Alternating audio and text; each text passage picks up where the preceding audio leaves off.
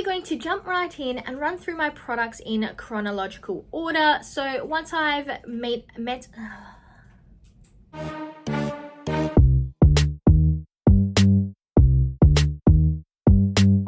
Welcome back to my channel, and today I'm bringing you the fourth update for my Pan More with Feeling project Pan. This is my Buffy the Vampire Slayer project, and I was inspired by Pan Interrupted, which has been created by Jessica Lee and Amanda D, who I'll have linked down below.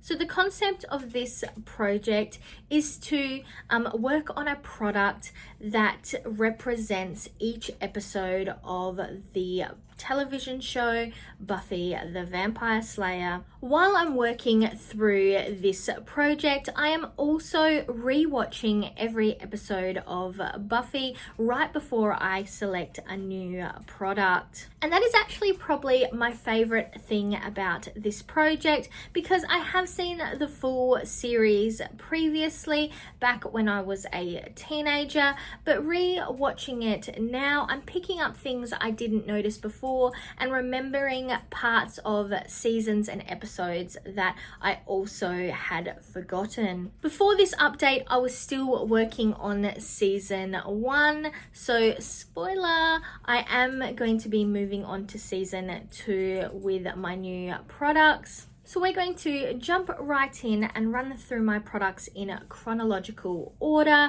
and we will discuss the products I've met my goal on once we reach that episode in line for this discussion. If you want to know more about each episode and why I selected the products I did, please go back and watch my previous updates. I'll have that linked up in the cards and also down in the description. But jumping into the first product, we were still working on episode 1 of season 1, which is Welcome to the Hellmouth. And we're working on this product here. This is the Maybelline Baby Skin Instant Pore Eraser. Since last update, I have used this an additional 42 times or thereabouts, as I didn't keep the best track of how I was going. And I have actually completely used this product up. So you would have seen this recently in my Trash Talk video, which I'll have linked in the cards and down in the description. But this one is rolling out of this project, so we will be rolling in a new item and a new episode. Then we jump down to episode 3 of season 1, which was called Witch, and we were working on a product from this Revolution, the Emily Edit the Wants palette, and we were working on the shade Cheer, which is this one down here, and my goal was to hit Pan. As you can see, I have managed to hit Pan, and it took me an additional 8 uses since my last update. So this one will also be rolling out of this project and a new product rolling in. Then we jump down to episode 5 of season 1, which was called Teacher's Pet. And I've been working on this secret cuticle oil. And I actually haven't used this at all since the last update. So we are still sitting up here, and my goal is to completely use this up. So I definitely think that this product is going to be in this project for the long haul. I won't even be surprised if we are working on season 7 episodes and I am still working on this product. Then for episode 7, which is called Angel, we were working on this Essence Little Beauty Angels Color Correcting Soft Brightening Face Perfecting Primer. And last update, we were down to here. And since then, I've used it an additional 23 times to completely use this up. So this will be rolling out of this project as well. Then for episode 8 of season 1, which is I, Robot, You, Jane, we rolled in this XX Revolution Matrix palette. And the shade specifically we rolled in, let me just move this plastic out of the way. I have to keep the plastic in here because the names are not written on the palette itself, which is very annoying. But we were working on Virus, which is this shade just here. And my goal was to hit Pan. And as you can see, that is definitely a shiny little pan in there. And I managed to hit pan after an additional 27 uses since the last update. So this one will also be rolling out of this project. Last update, we did roll in a new episode and a new product. And that was episode 9 of season 1, which is called The Puppet Show. And for that one, I rolled in a lipstick. This is the Ultra Last Instant Color Essence lipstick in Purple Heart. This is how much is in here, and my goal is to use it 50 times. I have used it 6 times since the last update, and though the weight has gone down slightly, it hasn't gone down on my paper, so it isn't any shorter since I rolled it in. So this one will be continuing in this project. So I am pleased to say that we will be rolling out 4 products and 4 episodes. So we do have 4 additional episodes and products to be rolling in. Still in season 1, we'll be rolling in episode 10. This one is called Nightmares. In this episode, people's nightmares start coming to life with increasing frequency, and we soon discover that a young boy named Billy is in a coma. And while in this coma, somehow he is affecting reality, which is creating these nightmares, while Billy tries to run and hide from his own nightmare. This episode does deal with some really interesting topics. One of them is the divorce of Buffy's parents and Buffy's feelings about that divorce. One of the nightmares that does come to reality is Buffy's nightmare of her father basically telling her that she is the reason her parents have divorced and that he does not want anything to do with her. We also touch on some really heavy topics in relation to Billy. So Billy is in a coma because he was severely beaten after playing baseball, and a lot of the episode deals with Billy running away from a monster that calls him Lucky 19, which is his baseball number. And at the end of the episode, we learn who that monster is in reality and who beat Billy into a coma. It is quite a heavy topic,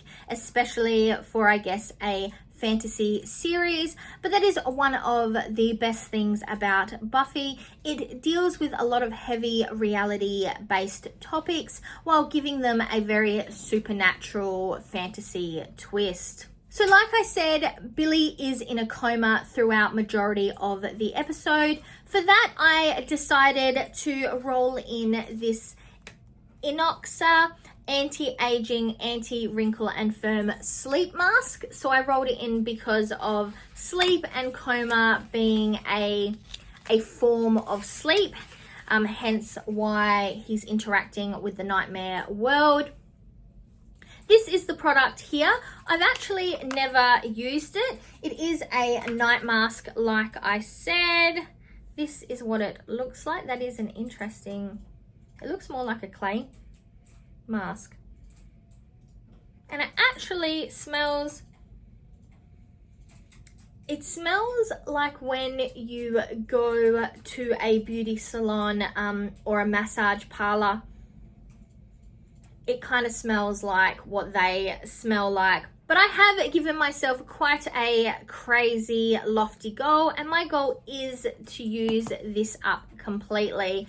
I definitely don't think that this will be done by the next update. Episode 11 of season 1 is called Out of Mind, Out of Sight. This episode is kind of Cordelia focused.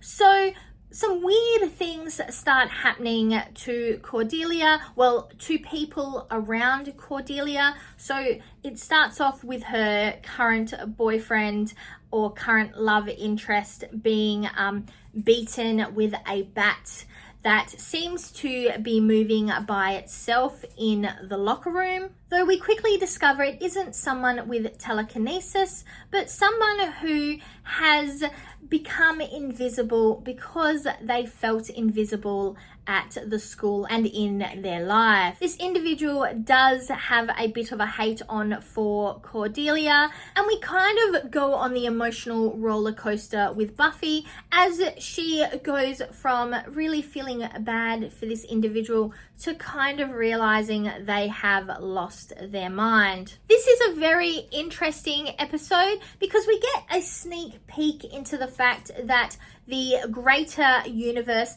does have a bit of an understanding about some of the things that are happening in this world when two very creepy agents who do hold a really Men in Black style look to them show up at the end of the episode and take our invisible assailant away with them. Because the whole concept of this episode is invisibility, I decided to roll in this MCO Beauty Instant Erase Concealer. I don't really have very much left in this product.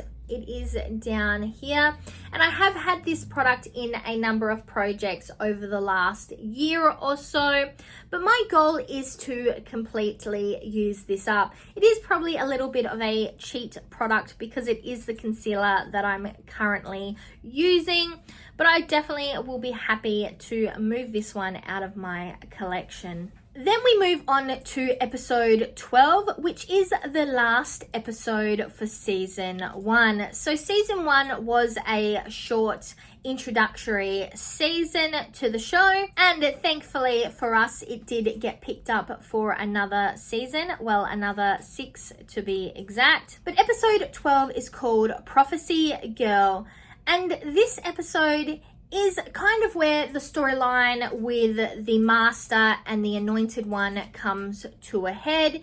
There is a prophecy that Giles figures out partway through the episode that essentially says that the Master will be released from his current cage by Buffy, and Buffy will perish in that process. Giles is really hesitant to tell Buffy about this prophecy, and Buffy unfortunately overhears Giles telling Angel about it. As you can imagine, she was not happy about this, and at that time decided, I've had enough, I am going to quit being the Slayer. But as things are moving to a catalyst, Cordelia and Willow come across the band group, and they have all been slaughtered by the vampires. This really has a negative effect on Willow, as you can imagine, and she is really scared about what is going to happen next. So on prom night, as is the way, if anyone has seen the Buffy the Vampire Slayer movie, everything always happens on prom night.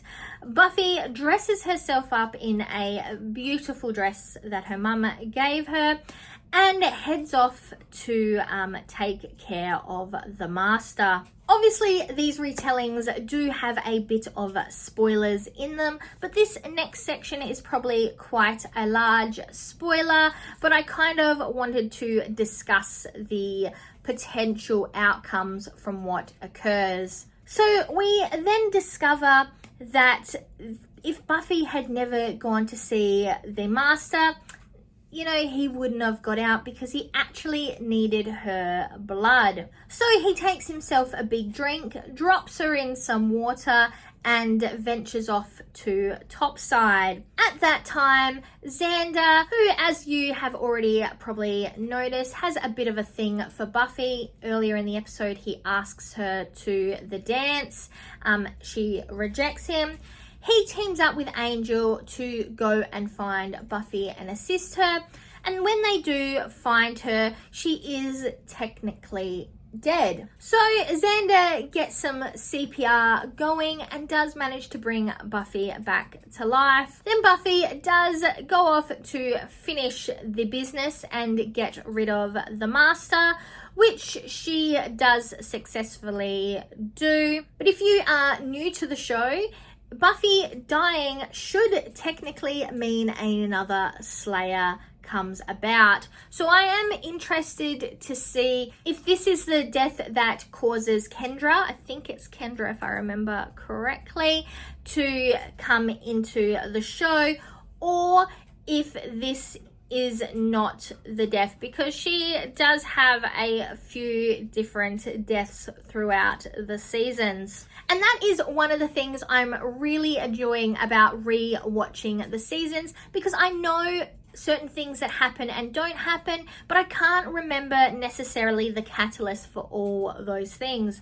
In fact, a couple of my favorite episodes are in season 1, and I didn't even realize that they were that early on in the show. But as this episode is all about a prophecy, I decided to re-roll in this XX Revolution Matrix palette. And the shade I'm rolling in, let me just get this little piece of paper out the way, is called Prophecy, and that is this shadow just up here.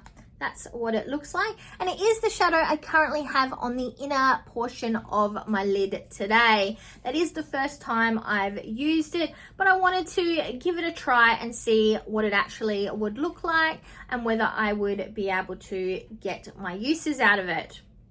So my goal is to also hit pan on this shadow. It is a matte, and I'm not exactly sure how well we will go with it, but it is worth giving it a shot. But that is all the episodes for season 1.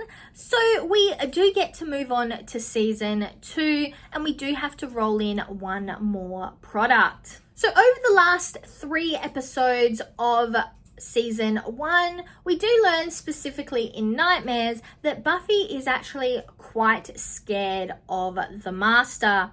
This obviously comes to a head in Prophecy Girl, where the Master does manage to defeat her, though for a short period of time before she finishes off the job. So season 2 kicks off at the end of summer, and we learn that Buffy is still quite scared of the Master. She is still having nightmares and is still heavily affected. So episode 1 is called When She Was Bad, and in this episode we start off with Xander and Willow, who are having a bit of a moment. In fact, they nearly kiss, but then they are attacked by a vampire, and Buffy, returning from her summer vacation, does save the day. However, Buffy is currently in a bit of a Debbie Downer mood. This is probably the first time explicitly that we are touching on the fact that Buffy does seem to have depression. If you have seen the series before, you do know that that does come to a catalyst later on in the series. And I will say it is interesting because the way she handles it is actually the way she rehandles some of these issues that she's experiencing all the way down in the later seasons. So she definitely does not really get some better coping mechanisms, that is for sure. But she is currently going through a bit of a phase. She's quite mean, and Willow even describes her at one point as a bitch.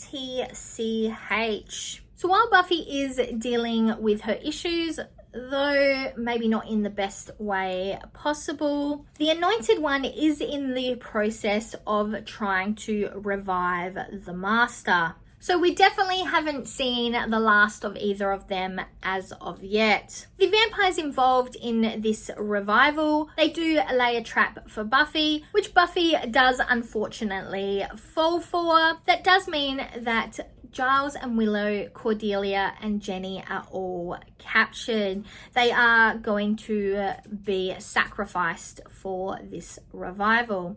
They don't take Xander, and I guess this is kind of the moment where, though Xander has been heavily wrapped up in Buffy, and Buffy at one point does kind of try to seduce him, as she is obviously going through some motions. This is kind of the moment where we realize that he does really care for Willow. In fact, he says to Buffy that if anything happens to Willow, he will kill her. I think we do get quite a lot of growth in this episode, even though we are dealing with some real serious mental health issues, with Cordelia both trying to give Buffy some sage advice regarding the way she is treating her friends, and also I guess Xander coming closer to kind of realizing